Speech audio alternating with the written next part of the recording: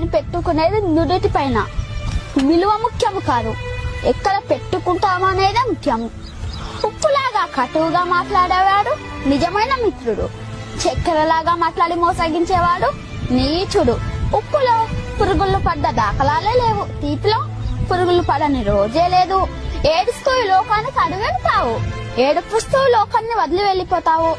రమ్మన్న సమర్గంలోకి ఎవ్వరూ రారు, వద్దన్న చెడు మార్గాన్ని ఎంచుకుంటారు. పాలు అమ్మేవాడు ఇల్లు తిరగాలి, సారాయమేవాడి దగ్గరికే అందరూ వెళ్తారు. పాలల్లో నీళ్లు కలిపినావా అని అడుగుతారు, ఖరీదైన సారాయిలో నీళ్లు కలుపుకొని తాకరు. పెళ్లి ఊరేగింపులో బంధుమిత్రుల ముందు వడ్డు వెనకాల, శవయాత్రలో శవము ముందు బంధుమిత్రులు వెనకాల. శవాన్ని ముట్టినందుకు స్నానం చేస్తారు, మూగజీవులను చంపి పూజిస్తారు. కొవ్వొత్తుని వెలిగించి చనిపోయిన వారిని గుర్తు చేసుకుంటారు. కొవ్వొత్తుని ఆర్పి జన్మదినాన్ని ఆచరిస్తారు. హే మానవ, పుట్టినప్పుడు జాతకము, మధ్యలో నాటకము, చావగానే సూతకము, అయినా గది జనుల మధ్య కౌతకము.